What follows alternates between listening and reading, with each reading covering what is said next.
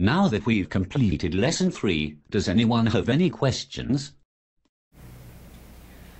Yes. What contributed to the intensified strife between Europeans and Native Americans throughout North America in the last quarter of the 17th century?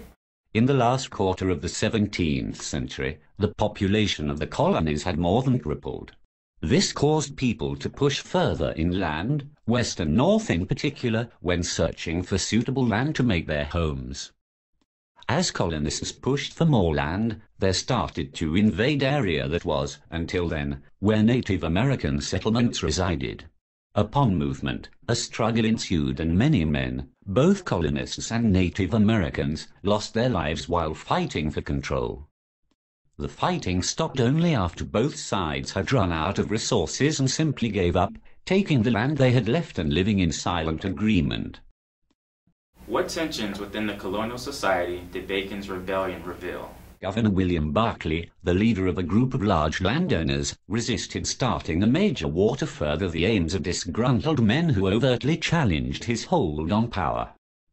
Dissatisfied colonists, including former indentured servants unable to establish their own tobacco farms, rallied behind the leadership of a recent immigrant, the wealthy Nathaniel Bacon, who like other new arrivals had found that all the desirable land in settled areas was already claimed by earlier residents. Berkeley and Bacon soon clashed. After Bacon held members of the House of Burgess hostages until they authorized him to attack the Indians, Berkeley declared Bacon and his men to be in rebellion. Even so, the rebels had made their point, and a new treaty signed in 1677 opened much of the disputed territory to English settlement. After Bacon's rebellion, Virginia landowners, for the first time, began to purchase large numbers of imported African slaves.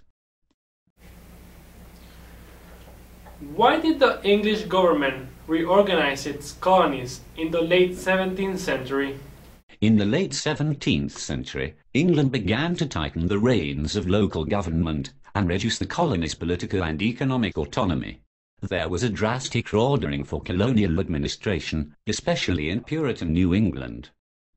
After initial hostilities, the areas became royal colonies with an appointed governor, but retained the town meeting system of local government and elected council.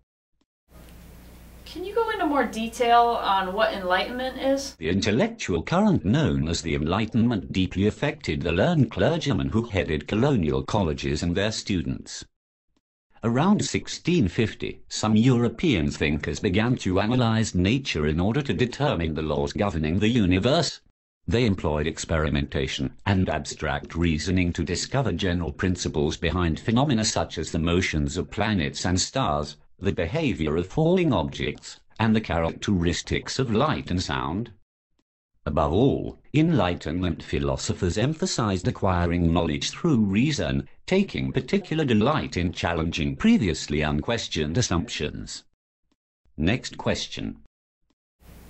How did the style content of this movement differ from previous practices?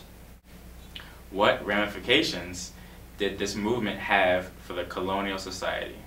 The awakening challenged traditional modes of thought, for the revivalist message directly contested the colonial tradition of deference. Itinerant preachers, only a few of whom were ordained clergymen, claimed they understood the will of God better than did the elite college-educated clerics. Well, that will wrap up our lesson review. You should all now be in good shape for completing your assignment. Be sure to ask me if you have any questions.